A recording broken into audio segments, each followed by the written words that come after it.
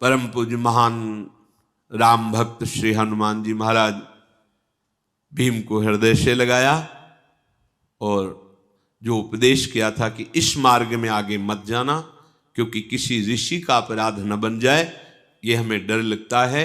अगर किसी ऋषि का अपराध बन गया, उनका हृदय तापित हुआ, तो फिर कोई कितना भी बलवान हो उसका अमंगल हो जाएगा। इसलिए ये देव मार्ग है, ऋषि मार्ग है। आपको जो पुष्प चाहिए वो ये मार्ग है। इधर वो सरोवर मिलेगा, वहां आप स्वेच्छापूर्वक पुष्प ले सकते हैं। ऐसा कह करके श्री हनुमान जी महाराज अंतर्धान हो गए। उस दिशा को भी प्रेम ने प्रणाम किया। प्रेमी जन उस दिशा को भी नमस्कार करते हैं जिधर अपना प्रीतम होता है। आगे कैलाश पर्वत की तरफ बढ़े। कुबेर भवन के समीप एक रमणीय सरोवर देखा, जिसकी रक्षा में 1000 महाबलवान राक्षस दैत्य रहते थे।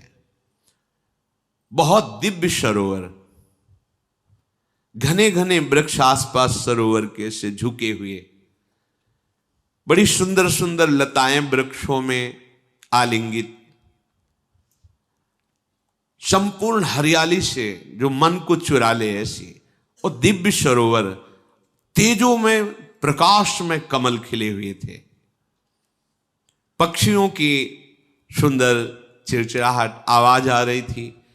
उस सरोवर में इतना निर्मल जल था, नीचे तक दिखाई देता था, कोई कीचड़ नहीं था।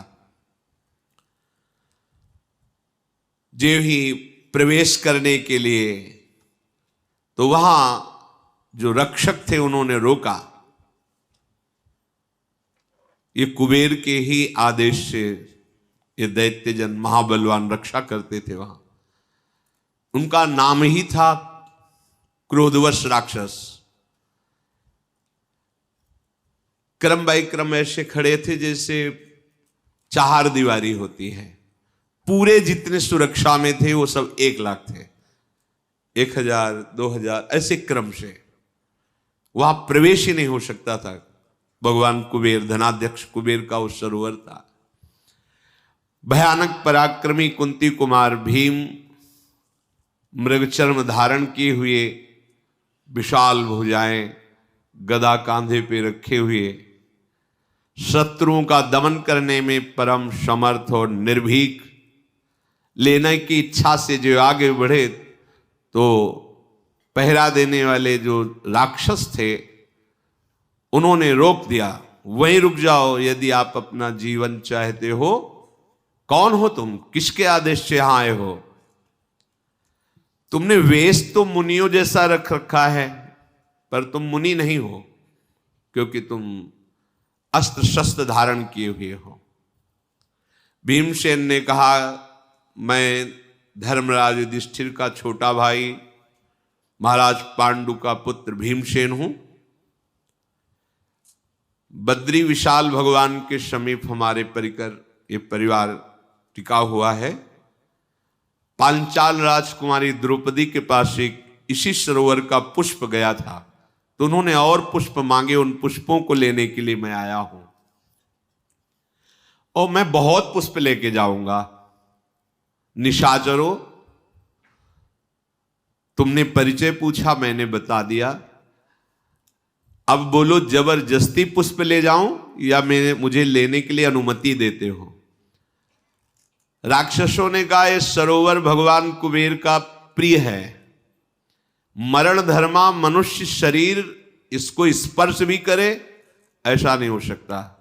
यहां देव ऋषि, दिव्य यक्ष और बड़े बड़े देवता कुबेर की अनुमति लेकर ही यहां के पुष्प या जल का स्पर्श करते हैं।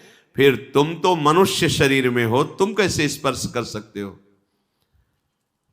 कोई मनुष्य शरीरधारी धनाध्यक्ष कुबेर की अवहेलना करे, आज तक सृष्टि में ऐसा नहीं देखा गया।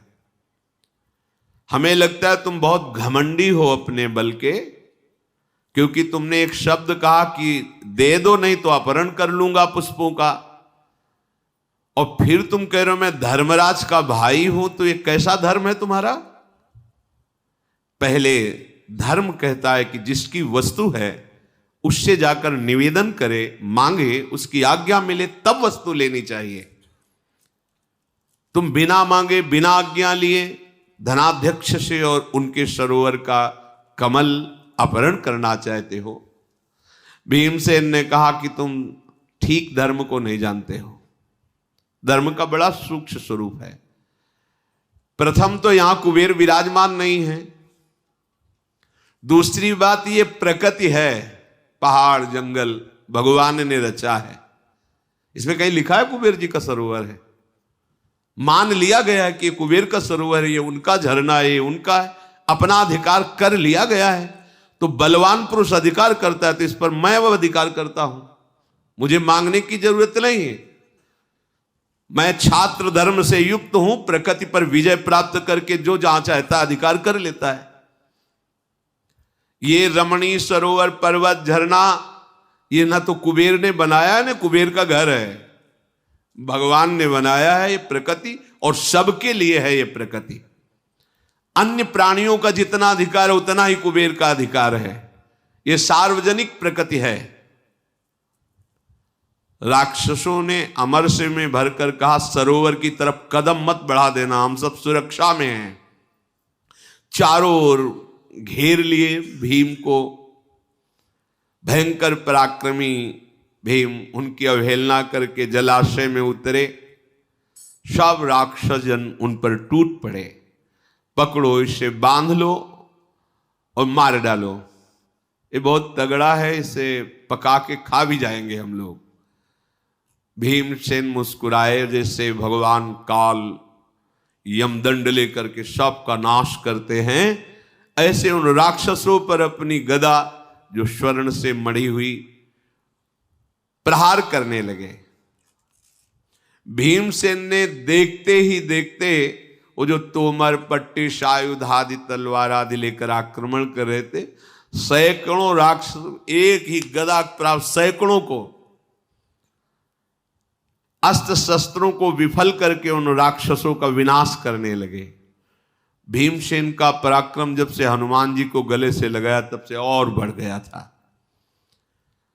छत विछत होकर के क्रोधवश नामक राक्षस सब भाग पड़े कैलाश के शिखरों में, कोई वहां नहीं टिका।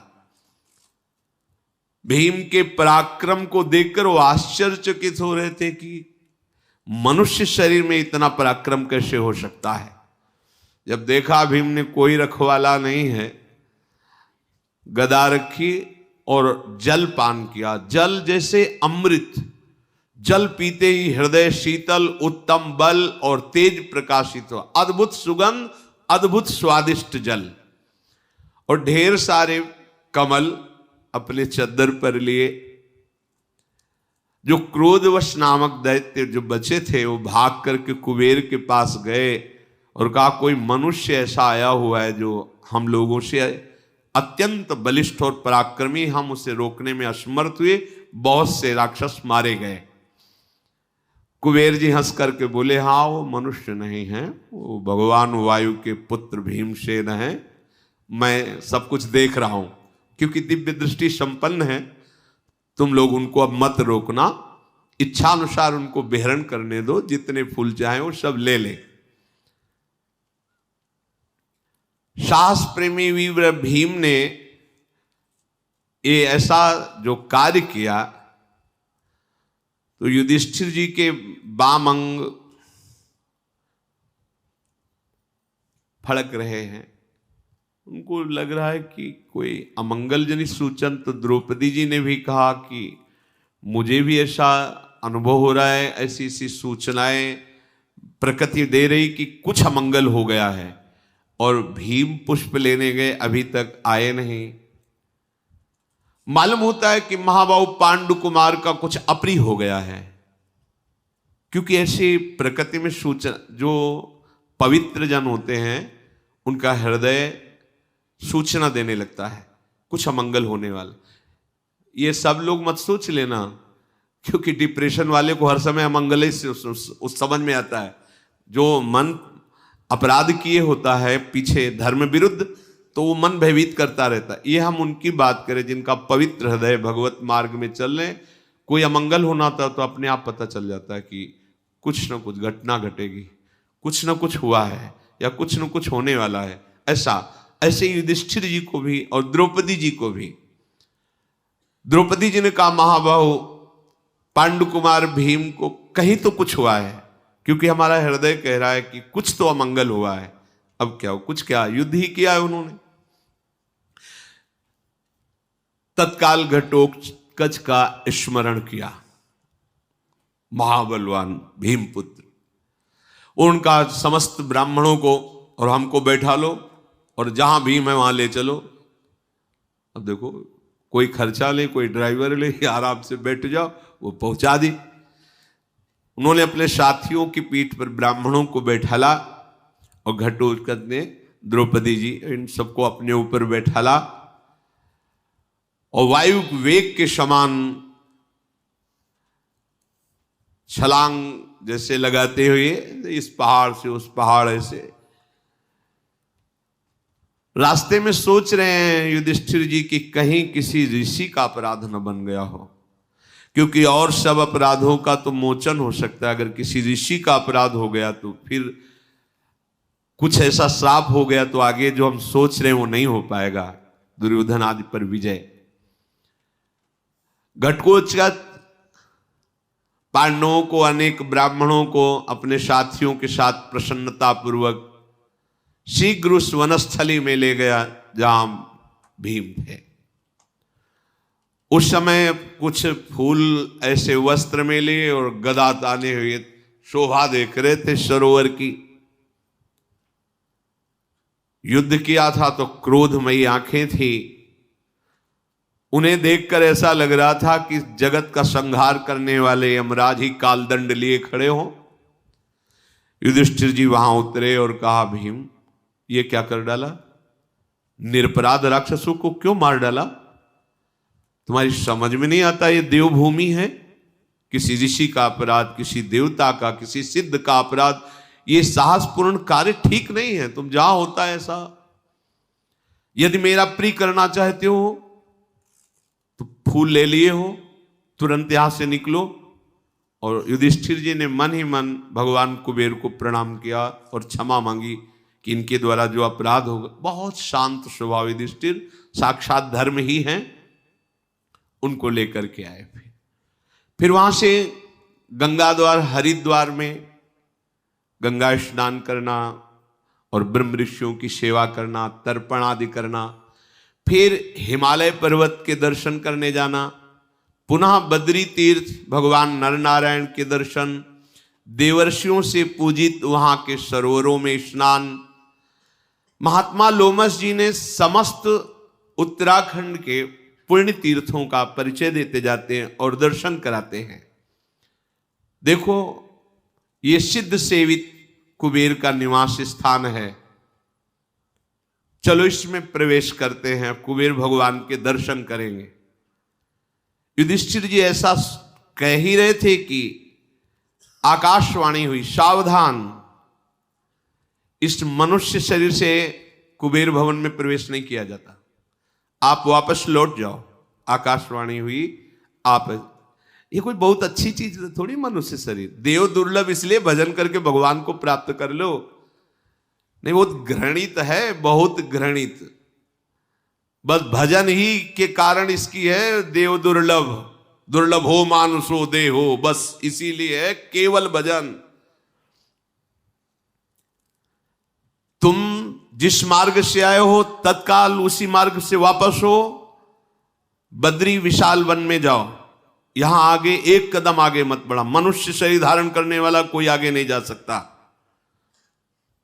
तुरंत युधिष्ठिर जी ने आकाशवाणी को प्रणाम किया, उस दिशा को प्रणाम किया और वापस हो गए।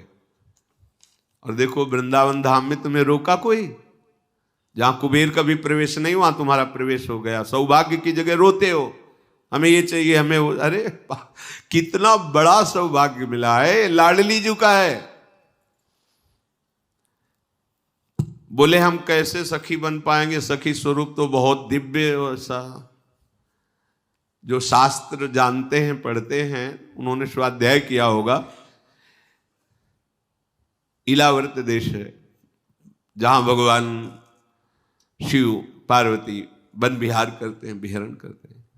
तो एक बार भगवान शिव और जगदम्बा विराजमान थे, तो अचानक ऋषि जन वहां गए।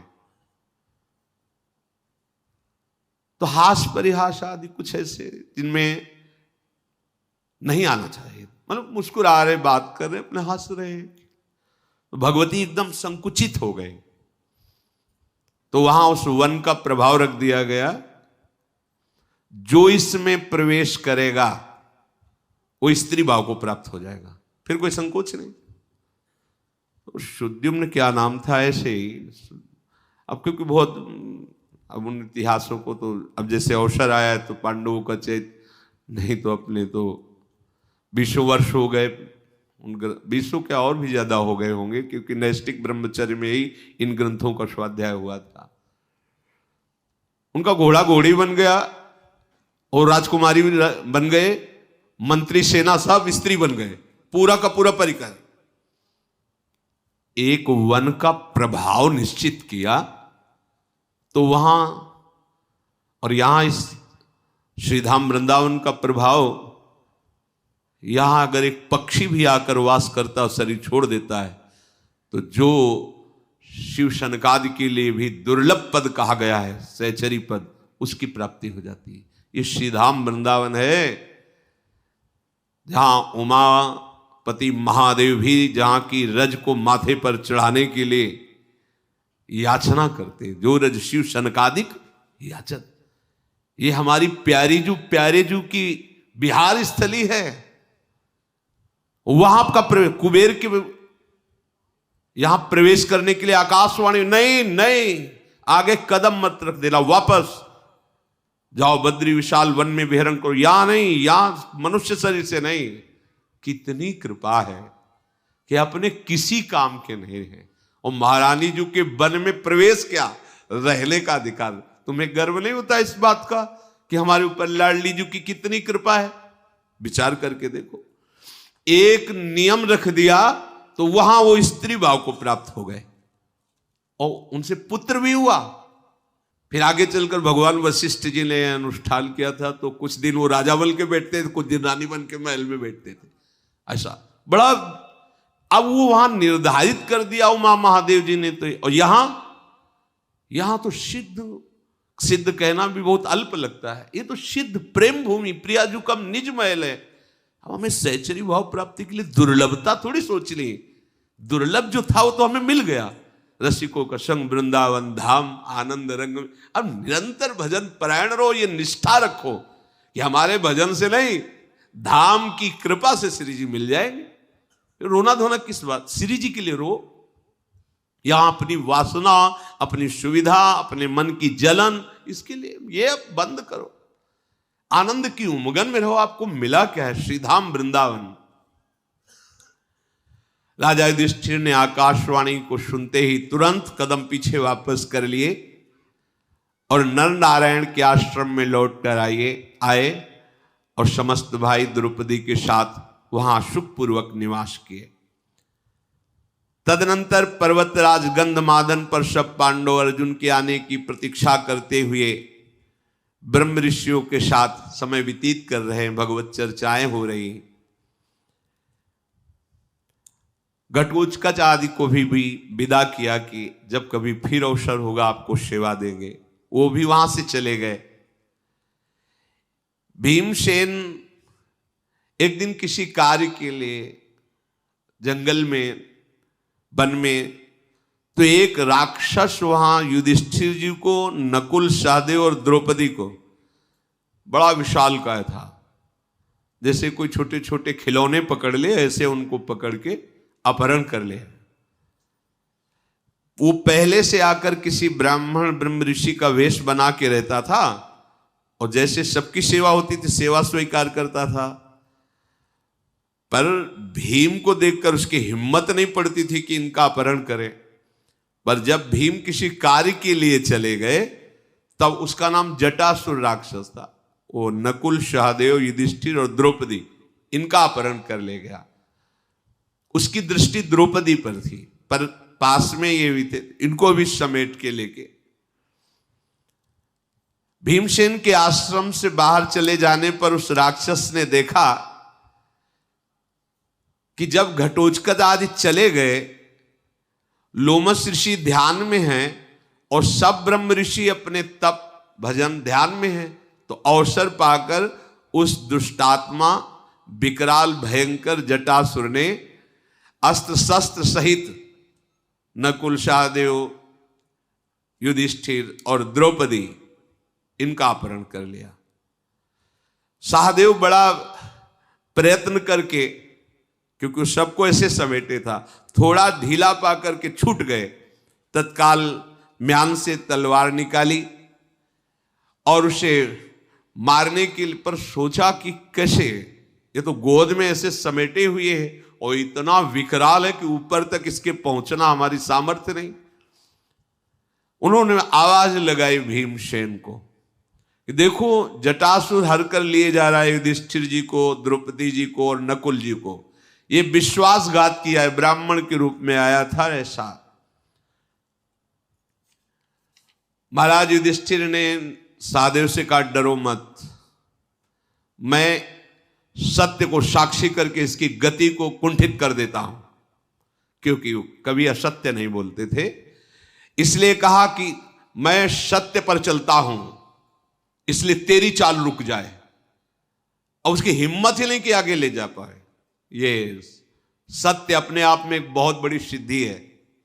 कभी युधिष्ठिर जी मिथ्या भाषण नहीं किए, कभी मिथ्या भाषण नहीं किए। और उधर सहदेव जी चिल्ला ही रहे थे, भीम जी को पुकार रहे थे। भीम के कान में आवाज पड़ी तो वो तो वायु वेग से चलने वाले महारथी तत्काल वहां आ गए। जी ही देखा कि राक्षस अपने अधिकार में महाराज युधिष्ठिर को, नकुल को और द्रौपदी को किए, सहदेव दूर खड़े।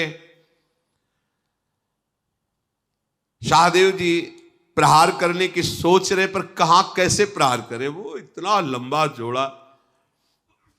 अब सोच रहे अगर पैर काटते हैं तो ये गिरे और कहीं इन्हीं के ऊपर, महाराज युधिष्ठिर और द्रौपदी आदि के ऊपर, तो अमंगल ना हो जाए। भीमसेन ने कहा जटासुर तू समझता था कि मैं जान नहीं रहा हूं, मैं जान रहा था। पापी, मैंने तेरे को पहली दृष्टि में पहचान लिया था, पर मेरा धर्म कहता है कि तू छुप कर ब्राह्मण रूप में आया था, मेरा कोई अपराध भी नहीं कर रहा था, इसलिए हम तेरा भरण पोषण कर रहे थे। शास्त्र का सिद्धांत है कि जान भी ले कि दुष्ट स्वभाव वाला है, पर उसने दुष्टता नहीं की तो आपको उसे दंड नहीं देना चाहिए, इसीलिए मैंने तुम्हें दंड नहीं दिया। अब तेरा अपराध प्रकट हो गया है, अब तुझे कोई नहीं बचा सकता। आज निश्चय तेरी आयु पूर्ण हो गई, तभी तूने महाराज युधिष्ठिर का स्पर्श किया और पातिव्रत धर्म से युक्त द्रौपदी का स्पर्श ही मृत्यु का स्वरूप है। भाव ये कि जो पराई स्त्री का किसी दूषित भाव से स्पर्श करता है, उसकी आयु अपहरण हो जाती है। ये मनोरंजन मत समझो, बहुत बड़ा अपराध है। एक कानून है, जैसे भारतीय कानून ऐसे भागवती का कानून है, मनमानी आचरण नहीं करना चाहिए। ऐसे ही स्त्री के लिए है, पति वंचक परपति रति करई, रौरो नरक कल्प सत परई, दोनों की एक सीमा बांधी गई है। भीमसेन ने कहा तेरी आयु तो उसी समय नष्ट हो गई थी जब तूने द्रौपदी को उठाया था। अरे राक्षस, तेरे से मेरे को भय नहीं लग रहा। भीमसेन को जब इस प्रकार गरजते हुए देखा तो उसने जल्दी में अब युद्ध करना, तो युधिष्ठिर जी को, नकुल जी को, द्रौपदी जी को छोड़ दिया। सहदेव जी पहले ही छूटे हुए थे और दोनों भुजाओं को ऐसे बांध करके भीम पर उसने प्रहार किया। कुंती कुमार भीम हंस दिए। जब से महावीर हनुमान जी का इस पर, वैसे ही महाबली थे, पर उस दिन से कुछ और विशेष हो गए। नकुल, सहदेव, युधिष्ठिर, द्रौपदी से कहा बिल्कुल चिंता मत करो, ये हमारे लिए पर्याप्त है, अर्थात इसके मारने के लिए किसी और के सहयोग की जरूरत नहीं। भीम ने एक बड़े ताल के वृक्ष को उखाड़ा, उसके पत्ते वत्ते झाड़े और एक प्रहार किया उस जटासुर पर जो पर्वताकार था। जे ही प्रहार हुआ तो आंख उसकी मुंदी, लपक कर भीम ने अपनी भुजाओं में, भुजाओं का मतलब यमपास, ऐसे बांध लिया और घूंसे से प्रहार किया। भीमसेन के आघात से वो कांपने लगा। भीमसेन उसे उठा के पटक दिया और भुजाओं के बल से उसको रगड़ा। सारे अंग उसके चूर चूर हो गए और अपने हाथ से मरोड़ करके उसका सर धड़ से अलग कर दिया। भीमसेन का एक पराक्रम देखकर समस्त ब्रह्म ऋषि और युधिष्ठिर उनकी बड़ाई करने लगे। तदनंतर सबको चिंता हुई इसके बाद कि आखिरकार अर्जुन कब दिव्यास्त्र लेकर के वापस लौटेंगे। 5 वर्ष देवराज इंद्र के पास रहे अर्जुन जी, उनको समस्त दिव्यास्त्र प्राप्त हो चुके थे। निवास कवच नाम के जो दैत्य थे, जिनको देवता भी नहीं परास्त कर चुके, देवराज इंद्र ने कहा कि अस्त्र देने के बाद दक्षिणा भी होती है, उनको तुम मारो। तो अर्जुन जो देवता भी जिस पर विजय नहीं प्राप्त, उन निवास कवचों का विनाश किया। आनंद और उल्लास में भर करके देवराज इंद्र ने कहा तुम सर्वज्ञ हो चुके हो, अस्त्रों के ज्ञाता, संगीत के ज्ञाता, नृत्य के ज्ञाता, अब तुम भूलोक पर जाओ, अपने भाइयों से मिलो। अर्जुन ने देवराज इंद्र की परिक्रमा की, प्रणाम किया, देवराज इंद्र ने गले से लगाया, फिर उसी दिव्य रथ पर बैठे जिस रथ से स्वर्ग आए थे। पांडवजन सब विचार ही कह रहे थे कि आकाश में से ऐसा गड़गड़ाहट सुनाई दी।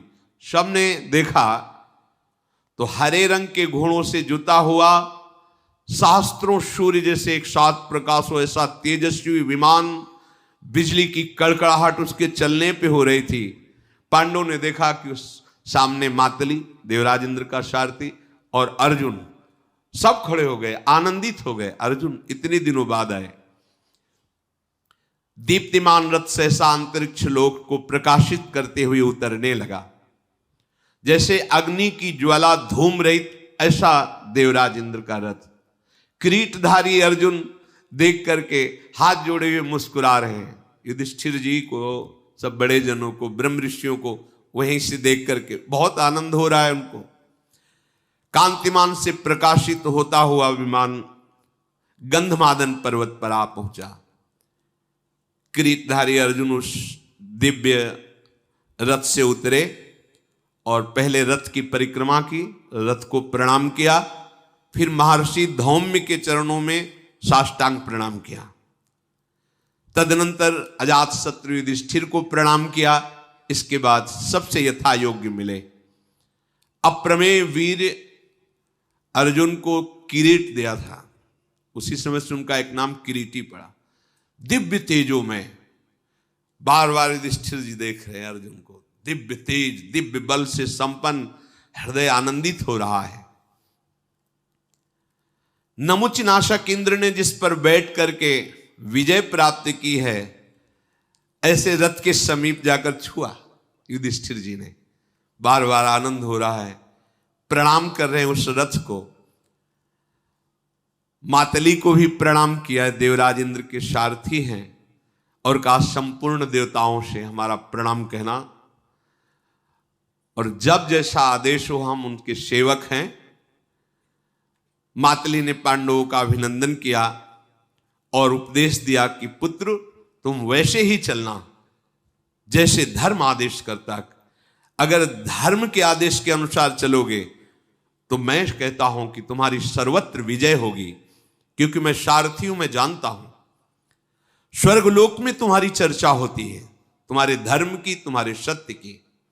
ऐसा उपदेश देकर मातली चले गए। अर्जुन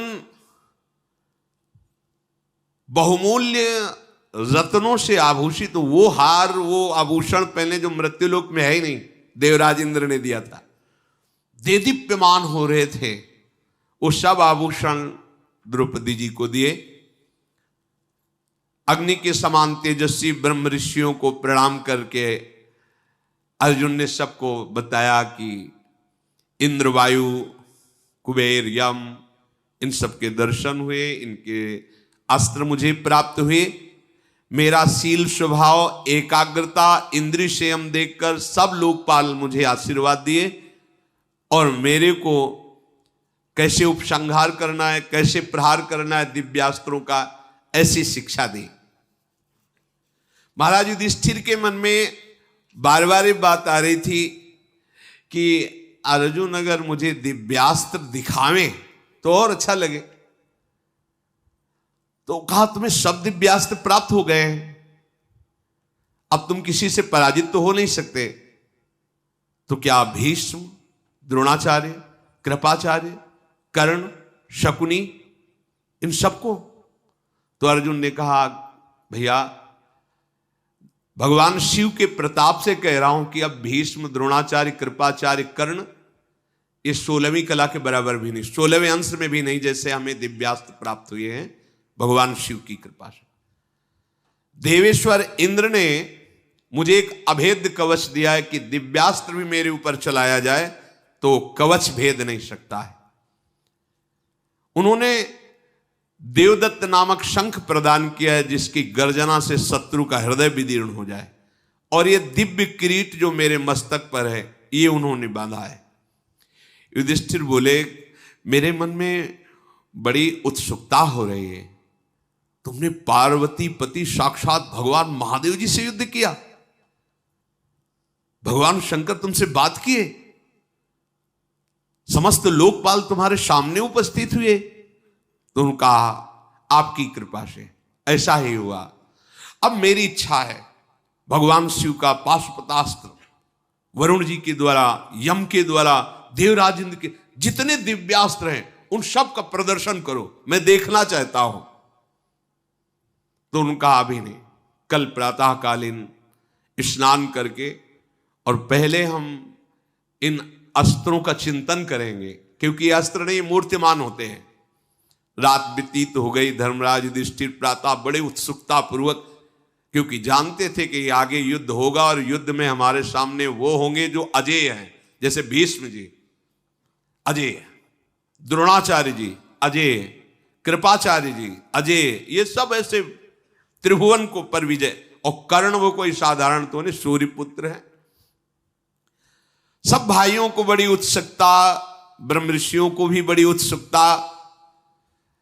अब अर्जुन ने स्नान किया, मंत्र जाप किया और शुद्ध होकर आचमन करके त्रिनेत्रधारी जगत गुरु भगवान शंकर को नमस्कार किया, दिव्य कवच धारण किया, गांडीव धनुष को प्रणाम करके उठाया,